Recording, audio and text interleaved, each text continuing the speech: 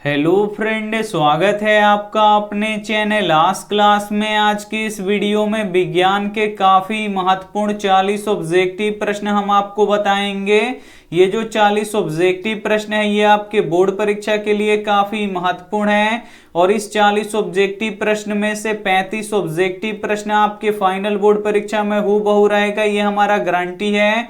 तो वीडियो को एकदम शुरू से लेके अंत तक देखिएगा और इसमें से जो भी प्रश्न आपको याद ना हो तो प्लीज आप लोग उसे नोटबुक पे लिख के जरूर याद कर लीजिएगा।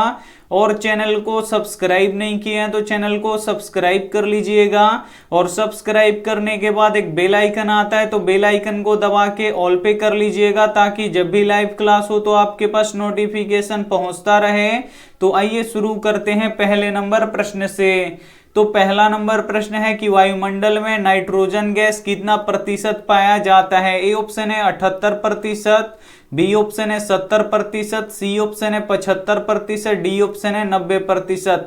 तो यहाँ पे आपको बताना है कि वायुमंडल में नाइट्रोजन गैस कितना प्रतिशत पाया जाता है। तो 78% पाया जाता है, इसे आपको याद रखना है। यहाँ पे ए ऑप्शन बिल्कुल ही सही हो जाएगा।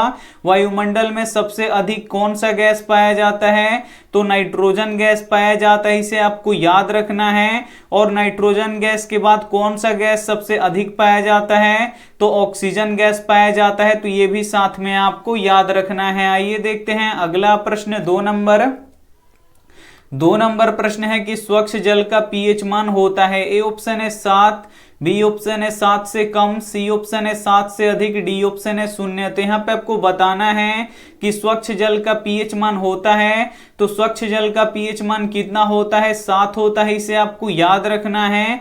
यहाँ पे ए ऑप्शन बिल्कुल ही सही हो जाएगा। अगर किसी विलयन का पीएच मान 7 से कम हो तो वो कैसा होगा, तो वो अम्लीय होगा, इसे आपको याद रखना है। और अगर किसी विलयन का पीएच मान 7 से अधिक होगा तो वो क्षारीय होगा। तो ये भी साथ में आपको याद रखना है। ये देखते हैं अगला प्रश्न। 3 नंबर प्रश्न है कि सबसे बड़ा जल संग्रह क्या होता है। ए ऑप्शन है महासागर, बी ऑप्शन है नदी, सी ऑप्शन है पोखर, डी ऑप्शन है कुआं। तो यहाँ पे आपको बताना है कि सबसे बड़ा जल संग्रह क्या होता है, तो महासागर होता है, इसे आपको याद रखना है। यहाँ पे ए ऑप्शन बिल्कुल ही सही हो जाएगा। ये देखते हैं अगला प्रश्न। 4 नंबर प्रश्न है कि निम्न में से किसका उपयोग फल पकाने में किया जाता है। ए ऑप्शन है ऑक्सीन का, बी ऑप्शन है एथिलीन का, सी ऑप्शन है साइटोकाइनिन का, डी ऑप्शन है जिब्रेलिन्स का। तो यहाँ पे आपको बताना है कि निम्न में से किसका उपयोग फल पकाने में किया जाता है। तो एथिलीन का प्रयोग फल पकाने में किया जाता है, इसे आपको याद रखना है। काफी महत्वपूर्ण प्रश्न है। यहाँ पे बी ऑप्शन बिल्कुल ही सही हो जाएगा। एक प्रश्न ये भी पूछा जाता है कि कौन वृद्धि हार्मोन होता है, तो जो ऑक्सीन होता है ये पेड़ पौधों का वृद्धि हार्मोन होता है। तो ये भी साथ में आपको याद रखना है। आइए देखते हैं अगला प्रश्न। 5 नंबर प्रश्न है कि अनुकुंचन गति किस पौधे में होता है। ए ऑप्शन है मटर के पौधे में, बी ऑप्शन है छुई मुई के पौधे में, सी ऑप्शन है शैवाल में, डी ऑप्शन है गुलाब में। तो यहाँ पे आपको बताना है कि अनुकुंचन गति किस पौधे में होता है, तो छुई मुई के पौधों में होता है, इसे आपको याद रखना है। यहाँ पे बी ऑप्शन बिल्कुल ही सही हो जाएगा। काफी महत्वपूर्ण प्रश्न है, तो एक भी प्रश्न आप लोग स्किप मत कीजिएगा। वीडियो को प्लीज आप लोग शुरू से लेके अंत तक देखिएगा और वीडियो को लाइक नहीं किए तो प्लीज आप लोग वीडियो को लाइक भी कर दीजिएगा। आइए देखते हैं अगला प्रश्न। 6 नंबर प्रश्न है कि पानी से भरी हुई बाल्टी में रखा हुआ छड़ मुड़ा हुआ प्रतीत होता है किसके कारण। ए ऑप्शन है प्रकाश का अपवर्तन के कारण, बी ऑप्शन है प्रकाश का परावर्तन के कारण, सी ऑप्शन है प्रकाश का प्रकीर्णन के कारण, डी ऑप्शन है प्रकाश का विवर्तन के कारण। तो यहाँ पे आपको बताना है कि पानी से भरी हुई बाल्टी में रखा हुआ छड़ मुड़ा हुआ प्रतीत होता है किसके कारण, तो प्रकाश के अपवर्तन के कारण होता है, इसे आपको याद रखना है। यहाँ पे ए ऑप्शन बिल्कुल ही सही हो जाएगा। आइए देखते हैं अगला प्रश्न। 7 नंबर प्रश्न है कि कौन प्राथमिक ऊर्जा का उदाहरण नहीं है। ए ऑप्शन है कोयला, बी ऑप्शन है पेट्रोलियम, सी ऑप्शन है प्राकृतिक गैस, डी ऑप्शन है सौर ऊर्जा। तो यहाँ पे आपको बताना है कि कौन प्राथमिक ऊर्जा का उदाहरण नहीं है, तो कोयला प्राथमिक ऊर्जा का उदाहरण है। पेट्रोलियम भी प्राथमिक ऊर्जा का उदाहरण है और प्राकृतिक गैस भी प्राथमिक ऊर्जा का उदाहरण है, लेकिन जो सौर ऊर्जा है ये प्राथमिक ऊर्जा का उदाहरण नहीं है, इसे आपको याद रखना है। यहाँ पे डी ऑप्शन बिल्कुल ही सही हो जाएगा। ये देखते हैं अगला प्रश्न 8 नंबर प्रश्न है कि किस प्रतिबिंब को पर्दे पे उतारा जा सकता है। ए ऑप्शन है वास्तविक प्रतिबिंब को, बी ऑप्शन है काल्पनिक प्रतिबिंब को, सी ऑप्शन है दोनों को, डी ऑप्शन है इनमें से कोई नहीं। तो यहाँ पे आपको बताना है कि किस प्रतिबिंब को पर्दे पे उतारा जा सकता है। तो वास्तविक प्रतिबिंब को पर्दे पे उतारा जा सकता है, इसे आपको याद रखना है। यहाँ पे ए ऑप्शन बिल्कुल ही सही हो जाएगा। और जो वास्तविक प्रतिबिंब होता है ये उल्टा होता है, तो ये भी साथ में आपको याद रखना है। और काल्पनिक प्रतिबिंब को हम पर्दे पे नहीं उतार सकते हैं। और काल्पनिक प्रतिबिंब कैसा होता है, तो सीधा होता है, तो ये भी साथ में आपको याद रखना है। आइए देखते हैं अगला प्रश्न 9 नंबर प्रश्न है कि प्रतिबिंब की ऊंचाई तथा वस्तु की ऊंचाई के अनुपात को क्या कहते हैं। ए ऑप्शन है फोकस, बी ऑप्शन है ध्रुव, सी ऑप्शन है आवर्धन, डी ऑप्शन है वक्रता केंद्र। तो यहाँ पे आपको बताना है कि प्रतिबिंब की ऊंचाई तथा वस्तु की ऊंचाई के अनुपात को क्या कहते हैं, तो आवर्धन कहते हैं, इसे आपको याद रखना है। यहाँ पे सी ऑप्शन बिल्कुल ही सही हो जाएगा। ये देखते हैं अगला प्रश्न 10 नंबर प्रश्न है कि प्रकाश के अपवर्तन के दूसरे नियम को क्या कहते हैं। ए ऑप्शन है न्यूटन के नियम, बी ऑप्शन है स्नेल के नियम, सी ऑप्शन है परावर्तन के नियम, डी ऑप्शन है मेंडल के नियम। तो यहाँ पे आपको बताना है कि प्रकाश के अपवर्तन के दूसरे नियम को क्या कहते हैं, तो स्नेल का नियम कहते हैं, इसे आपको याद रखना है। काफी महत्वपूर्ण प्रश्न है ये आपके बोर्ड परीक्षा के लिए। यहाँ पे बी ऑप्शन बिल्कुल ही सही हो जाएगा। और प्रकाश के अपवर्तन के कितने नियम होते हैं, तो 2 नियम होते हैं, तो ये भी साथ में आपको याद रखना है। आइए देखते हैं अगला प्रश्न 11 नंबर प्रश्न है कि मुंबई हाई क्यों प्रसिद्ध है। ए ऑप्शन है कोयला के लिए, बी ऑप्शन है तेल शोधक कारखाना के लिए, सी ऑप्शन है खनिज तेल के लिए, डी ऑप्शन है परमाणु शक्ति के लिए। तो यहाँ पे आपको बताना है कि मुंबई हाई क्यों प्रसिद्ध है, तो खनिज तेल के लिए प्रसिद्ध है, इसे आपको याद रखना है। यहाँ पे सी ऑप्शन बिल्कुल ही सही हो जाएगा। ये देखते हैं अगला प्रश्न 12 नंबर प्रश्न है कि सूक्ष्मदर्शी में किस लेंस का प्रयोग किया जाता है। ए ऑप्शन है अवतल लेंस का, बी ऑप्शन है उत्तल लेंस का, सी ऑप्शन है समतल लेंस का, डी ऑप्शन है उत्तल दर्पण का। तो यहाँ पे आपको बताना है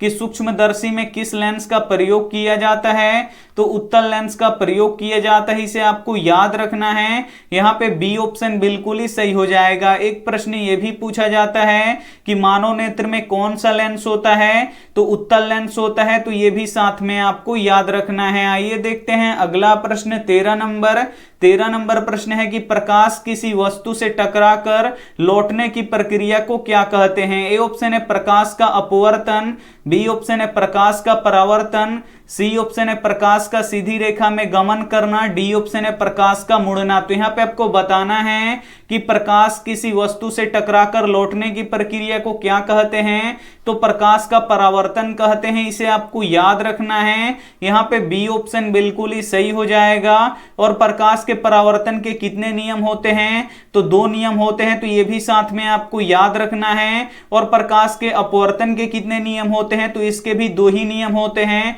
तो इसे भी साथ में आपको याद रखना है। आइए देखते हैं अगला प्रश्न यहाँ पे 14 नंबर प्रश्न है कि आवृत्ति का एसआई मात्रक क्या होता है। ए ऑप्शन है हर्ट्ज, बी ऑप्शन है धारा, सी ऑप्शन है चुंबकीय क्षेत्र, डी ऑप्शन है बल। तो यहाँ पे आपको बताना है कि आवृत्ति का एसआई मात्रक क्या होता है, तो आवृत्ति का एसआई मात्रक हर्ट्ज होता है, इसे आपको याद रखना है। यहाँ पे ए ऑप्शन बिल्कुल ही सही हो जाएगा। और हर्ट्ज को HZ से सूचित किया जाता है, तो ये भी साथ में आपको याद रखना है। आइए देखते हैं अगला प्रश्न 15 नंबर प्रश्न है कि सूर्य में ऊर्जा उत्पन्न कैसे होती है। ए ऑप्शन है आयनन से, बी ऑप्शन है ऑक्सीजन से, सी ऑप्शन है नाभिकीय संलयन से, डी ऑप्शन है नाभिकीय विखंडन से। काफी महत्वपूर्ण प्रश्न है ये आपके बोर्ड परीक्षा के लिए। यहाँ पे आपको बताना है कि सूर्य में ऊर्जा उत्पन्न कैसे होती है, तो नाभिकीय संलयन अभिक्रिया के द्वारा होता है, इसे आपको याद रखना है। यहाँ पे सी ऑप्शन बिल्कुल ही सही हो जाएगा। और सूर्य के प्रकाश से कौन सा विटामिन मिलता है, तो विटामिन डी मिलता है, तो ये भी साथ में आपको याद रखना है। काफी महत्वपूर्ण 40 ऑब्जेक्टिव प्रश्न हैं, तो एक भी प्रश्न आप लोग स्किप मत कीजिएगा। वीडियो को प्लीज आप लोग शुरू से लेके अंत तक देखिएगा और इस 40 ऑब्जेक्टिव प्रश्न में से 35 ऑब्जेक्टिव प्रश्न आपके फाइनल बोर्ड परीक्षा में हूबहू रहेगा, ये हमारा गारंटी है। तो वीडियो को एकदम शुरू से लेके अंत तक जरूर देखिएगा। आइए देखते हैं अगला प्रश्न 16 नंबर प्रश्न है कि पेड़ पौधों की उम्र का पता लगाया जा सकता है। ए ऑप्शन है इसकी ऊंचाई मापकर, बी ऑप्शन है वार्षिक वलयों को गिनकर, सी ऑप्शन है शाखाओं की संख्या गिनकर, डी ऑप्शन है नहीं निकाला जा सकता। तो यहाँ पे आपको बताना है कि पेड़ पौधों की उम्र का पता लगाया जा सकता है, तो इसके वार्षिक वलयों को गिनकर पेड़ पौधों की उम्र का पता लगाया जा सकता है, इसे आपको याद रखना है। यहाँ पे बी ऑप्शन बिल्कुल ही सही हो जाएगा। आइए देखते हैं अगला प्रश्न 17 नंबर प्रश्न है कि बल का एसआई मात्रक क्या होता है। ए ऑप्शन है केल्विन, बी ऑप्शन है न्यूटन, सी ऑप्शन है वोल्ट, डी ऑप्शन है कूलम्ब। तो यहाँ पे आपको बताना है कि बल का एसआई मात्रक क्या होता है, तो बल का एसआई मात्रक न्यूटन होता है, इसे आपको याद रखना है। यहाँ पे बी ऑप्शन बिल्कुल ही सही हो जाएगा और न्यूटन को एन से सूचित किया जाता है, तो ये भी साथ में आपको याद रखना है। आइए देखते हैं अगला प्रश्न 18 नंबर प्रश्न है कि ओजोन का निर्माण होता है किससे। ए ऑप्शन है ऑक्सीजन के 2 अणुओं से, बी ऑप्शन है ऑक्सीजन के 3 अणुओं से, सी ऑप्शन है ऑक्सीजन और परावैंगनिक किरण से, डी ऑप्शन है ऑक्सीजन के परमाणुओं से। तो यहाँ पे आपको बताना है कि ओजोन का निर्माण होता है तो किससे होता है, तो ऑक्सीजन के 3 अणुओं से मिलकर ओजोन परत का निर्माण होता है, इसे आपको याद रखना है। यहाँ पे बी ऑप्शन बिल्कुल ही सही हो जाएगा। और जो ओजोन परत होता है इसका रासायनिक सूत्र क्या होता है, तो O3 होता है, तो ये भी साथ में आपको याद रखना है। आइए देखते हैं अगला प्रश्न 19 नंबर प्रश्न है कि डीजल का उपयोग होता है। ए ऑप्शन है भारी वाहनों में, बी ऑप्शन है रेल इंजनों में, सी ऑप्शन है विद्युत उत्पादनों में, डी ऑप्शन है ए और बी दोनों में। तो यहाँ पे आपको बताना है कि डीजल का उपयोग होता है, तो डीजल का उपयोग किस में होता है, तो भारी वाहनों में होता है और रेल इंजनों में होता है, इसे आपको याद रखना है। तो यहाँ पे ए और बी दोनों ऑप्शन सही हो जाएगा, यानी यहाँ पे डी ऑप्शन बिल्कुल ही सही हो जाएगा। ये देखते हैं अगला प्रश्न 20 नंबर प्रश्न है कि जीवों में वंशानुगत गुणों का निर्धारण किससे होता है। ए ऑप्शन है जीन से, बी ऑप्शन है क्रोमोसोम से, सी ऑप्शन है डीएनए से, डी ऑप्शन है इनमें से कोई नहीं। काफी महत्वपूर्ण प्रश्न है ये आपके बोर्ड परीक्षा के लिए।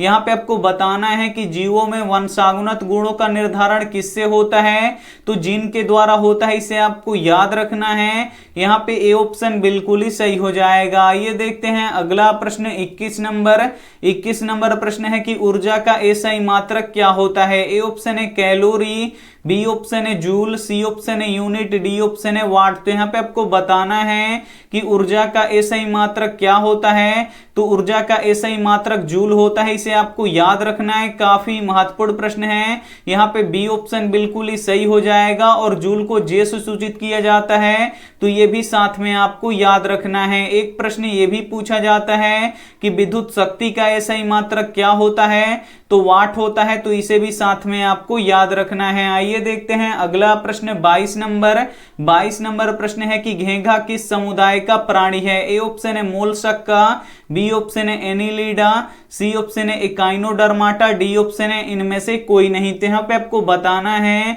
कि घेंघा किस समुदाय का प्राणी है, तो मोलस्का का प्राणी है, इसे आपको याद रखना है। यहाँ पे ए ऑप्शन बिल्कुल ही सही हो जाएगा। आइए देखते हैं अगला प्रश्न 23 नंबर प्रश्न है कि अंगूर में कौन सा अम्ल पाया जाता है। ए ऑप्शन है टार्ट्रिक अम्ल, बी ऑप्शन है ऑक्जेलिक अम्ल, सी ऑप्शन है सिट्रिक अम्ल, डी ऑप्शन है फॉर्मिक अम्ल। तो यहाँ पे आपको बताना है कि अंगूर में कौन सा अम्ल पाया जाता है, तो अंगूर में टार्ट्रिक अम्ल पाया जाता है, इसे आपको याद रखना है। यहाँ पे ए ऑप्शन बिल्कुल ही सही हो जाएगा। और इमली में कौन सा अम्ल पाया जाता है, तो इमली में भी टार्ट्रिक अम्ल पाया जाता है, तो ये भी साथ में आपको याद रखना है। और ऑक्जेलिक अम्ल किस में पाया जाता है, तो ये टमाटर में पाया जाता है, इसे आपको याद रखना है। और सिट्रिक अम्ल किस में पाया जाता है, तो नींबू और संतरा में पाया जाता है, इसे आपको याद रखना है। और फॉर्मिक अम्ल किस में पाया जाता है, तो चींटियों और मधुमक्खियों में पाया जाता है, तो ये भी साथ में आपको याद रखना है। आइए देखते हैं अगला प्रश्न 24 24 नंबर प्रश्न है कि आभूषण बनाने वाला सोना है। ए ऑप्शन है 24 कैरेट, बी ऑप्शन है 22 कैरेट, सी ऑप्शन है 20 कैरेट, डी ऑप्शन है 23 कैरेट। तो यहाँ पे आपको बताना है कि आभूषण बनाने वाला सोना कौन सा है। तो जो 22 कैरेट का सोना होता है इसे आभूषण हम बना सकते हैं, यानी यहाँ पे बी ऑप्शन बिल्कुल ही सही हो जाएगा। और जो शुद्ध सोना होता है ये 24 कैरेट का होता है, तो ये बहुत ही मुलायम होता है, इसे आभूषण नहीं बना सकते। तो इसमें क्या कर दिया जाता है कि 22 कैरेट सोना ले लिया जाता है और 2 कैरेट तांबा या चांदी मिला दिया जाता है ताकि वो कठोर हो जाए, और जब वो कठोर हो जाता है तब हम आभूषण बनाते हैं। तो अगर पूछे कि आभूषण बनाने वाला सोना कौन सा है तो 22 कैरेट होगा। अगर पूछे कि शुद्ध सोना कितने कैरेट का होता है तो 24 कैरेट का होता है। तो ये दोनों ही प्रश्न आपको याद रखना है। आइए देखते हैं अगला प्रश्न 25 नंबर। 25 नंबर प्रश्न है कि लाल गुलाब हरे प्रकाश में कैसा दिखाई देता है। ए ऑप्शन है लाल, बी ऑप्शन है हरा, सी ऑप्शन है काला, डी ऑप्शन है पीला। तो यहाँ पे आपको बताना है कि लाल गुलाब हरे प्रकाश में कैसा दिखाई देता है, तो काला दिखाई देता है, इसे आपको याद रखना है। यहाँ पे सी ऑप्शन बिल्कुल ही सही हो जाएगा। ये देखते हैं अगला प्रश्न 26 नंबर। 26 नंबर प्रश्न है कि डेनमार्क को कहा जाता है। ए ऑप्शन है उद्योगों का देश, बी ऑप्शन है खनिजों का देश, सी ऑप्शन है पवन चक्कियों का देश, डी ऑप्शन है जल विद्युत का देश। काफी महत्वपूर्ण प्रश्न है ये आपकी बोर्ड परीक्षा के लिए। यहाँ पे आपको बताना है कि डेनमार्क को कहा जाता है, तो डेनमार्क को पवन चक्कियों का देश कहा जाता है, इसे आपको याद रखना है। यहाँ पे सी ऑप्शन बिल्कुल ही सही हो जाएगा। ये देखते हैं अगला प्रश्न 27 नंबर। 27 नंबर प्रश्न है कि श्वेत क्रांति का संबंध किससे है। ए ऑप्शन है कागज से, बी ऑप्शन है कपास से, सी ऑप्शन है चीनी से, डी ऑप्शन है दूध से। तो यहाँ पे आपको बताना है कि श्वेत क्रांति का संबंध किससे है, तो दूध से है, इसे आपको याद रखना है। यहाँ पे डी ऑप्शन बिल्कुल ही सही हो जाएगा। और कागज का आविष्कार कहाँ पे हुआ था, तो सबसे पहले कागज का आविष्कार चीन में हुआ था, इसे आपको याद रखना है। और जो कपास होता है इसे उजला सोना कहा जाता है, तो ये भी साथ में आपको याद रखना है। आइए देखते हैं अगला प्रश्न 28 नंबर। 28 नंबर प्रश्न है कि बिजली की इस्त्री में किस धातु का प्रयोग किया जाता है। ए ऑप्शन है लोहा का, बी ऑप्शन है तांबा का, सी ऑप्शन है टंगस्टन का, डी ऑप्शन है नाइक्रोम का। तो यहाँ पे आपको बताना है कि बिजली के इस्त्री में किस धातु का प्रयोग किया जाता है, तो नाइक्रोम का प्रयोग किया जाता है, इसे आपको याद रखना है। यहाँ पे डी ऑप्शन बिल्कुल ही सही हो जाएगा। और जो बिजली का इस्त्री होता है ये विद्युत धारा के ऊष्मीय प्रभाव पे कार्य करता है, तो ये भी साथ में आपको याद रखना है। आइए देखते हैं अगला प्रश्न 29 नंबर। 29 नंबर प्रश्न है कि किस श्वसन में अधिक ऊर्जा मुक्त होता है। यहाँ पे आपको बताना है कि किस श्वसन में अधिक ऊर्जा मुक्त होता है। ए ऑप्शन है आक्सी श्वसन में, बी ऑप्शन है अनाक्सी श्वसन में, सी ऑप्शन है किण्वन में, डी ऑप्शन है सभी में। तो यहाँ पे आपको बताना है कि किस श्वसन में अधिक ऊर्जा मुक्त होता है, तो जो ऑक्सी श्वसन होता है इसमें अधिक ऊर्जा मुक्त होता है, इसे आपको याद रखना है। यहाँ पे ए ऑप्शन बिल्कुल ही सही हो जाएगा। और जो ऑक्सी श्वसन होता है ये ऑक्सीजन की उपस्थिति में होता है, और जो अनाक्सी श्वसन होता है ये ऑक्सीजन के अनुपस्थिति में होता है, तो ये भी साथ में आपको याद रखना है। आइए देखते हैं अगला प्रश्न 30 नंबर। 30 नंबर प्रश्न है कि सबसे कठोर खनिज कौन सा है। ए ऑप्शन है लोहा, बी ऑप्शन है मैग्नीशियम, सी ऑप्शन है हीरा, डी ऑप्शन है सोना। तो यहाँ पे आपको बताना है कि सबसे कठोर खनिज कौन सा है, तो सबसे कठोर खनिज हीरा होता है, इसे आपको याद रखना है। यहाँ पे सी ऑप्शन बिल्कुल ही सही हो जाएगा। और जो हीरा होता है ये अधातु होता है, इसे भी साथ में आपको याद रखना है। काफी महत्वपूर्ण 40 ऑब्जेक्टिव प्रश्न हैं, और इस 40 ऑब्जेक्टिव प्रश्न में से 35 ऑब्जेक्टिव प्रश्न आपके फाइनल बोर्ड परीक्षा में हूबहू रहेगा, ये हमारा गारंटी है। तो एक भी प्रश्न आप लोग स्किप मत कीजिएगा। वीडियो को प्लीज आप लोग शुरू से लेके अंत तक जरूर देखिएगा, और वीडियो को लाइक नहीं किए तो प्लीज आप लोग वीडियो को लाइक भी कर दीजिएगा। आइए देखते हैं अगला प्रश्न 31 नंबर।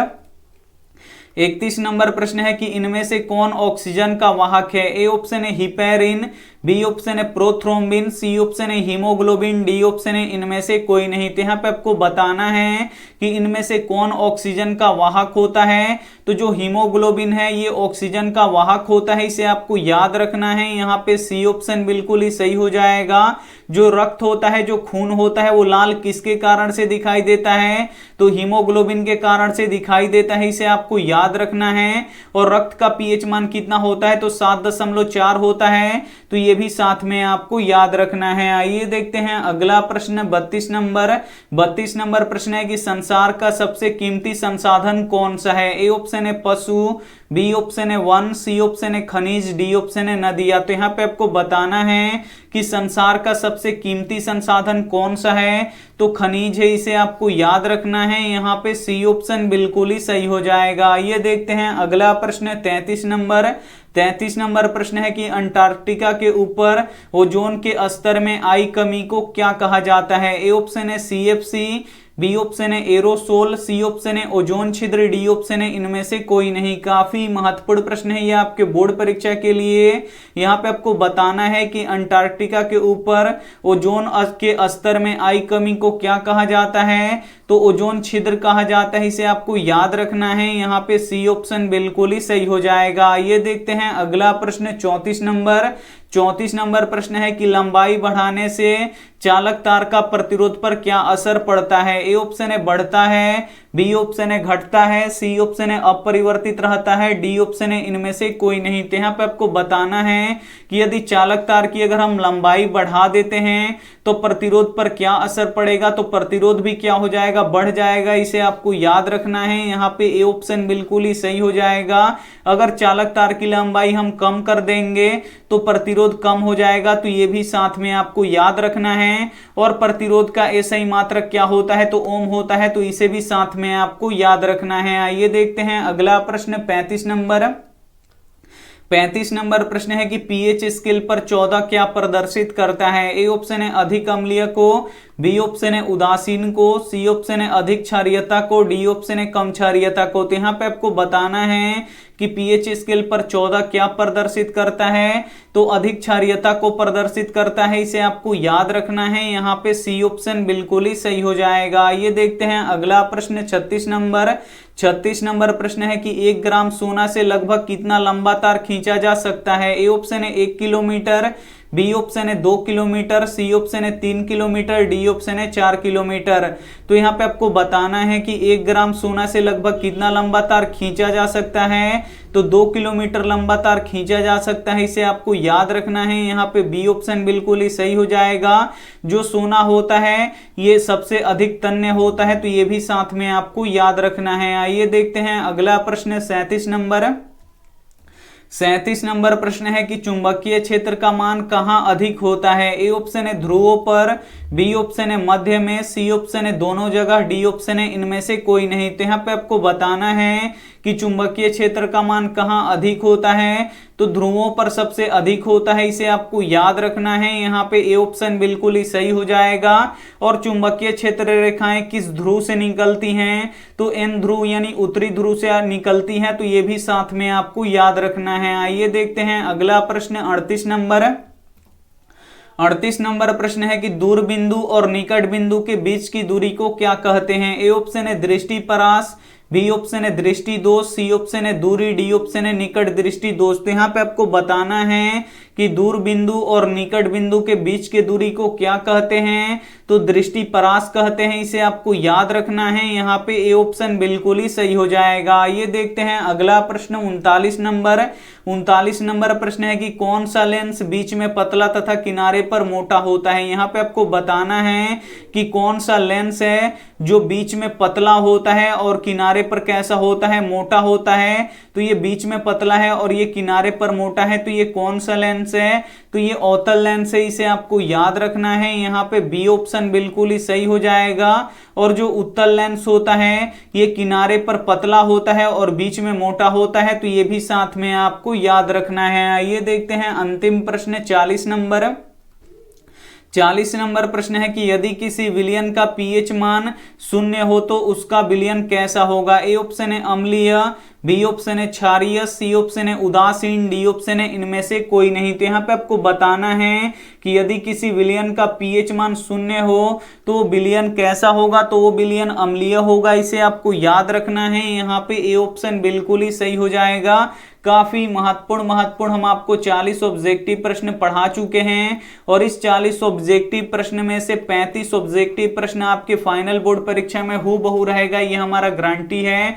तो इसमें से जो भी प्रश्न आपको याद ना हो तो प्लीज आप लोग उसे नोटबुक पे लिख के जरूर याद कर लीजिएगा। अगर हमारा क्लास आप लोग लाइव नहीं कर पाते हैं तो ये हमारा व्हाट्सएप नंबर है 8789307304। इस पे आप लोग SMS कीजिए और बोलिए कि सर हम लाइव क्लास कैसे करें, तो हम आपके पास एक वीडियो भेजेंगे, उस वीडियो को आप लोग देख लीजिएगा तो आपको पता चल जाएगा कि आप लाइव क्लास कैसे कर सकते हैं। अगर मान लीजिए आपको हिंदी व्याकरण पढ़ना है तो आप कैसे पढ़ सकते हैं, तो सारा ये इस वीडियो में हम आपको बता चुके हैं। तो आप लोग क्या कीजिएगा, ये वीडियो आपके लिए काफी महत्वपूर्ण है, तो हमारे व्हाट्सएप नंबर पे SMS कीजिएगा और बोलिएगा कि सर हमें लाइव क्लास करना है, वीडियो भेजिए, तो हम वीडियो भेज देंगे।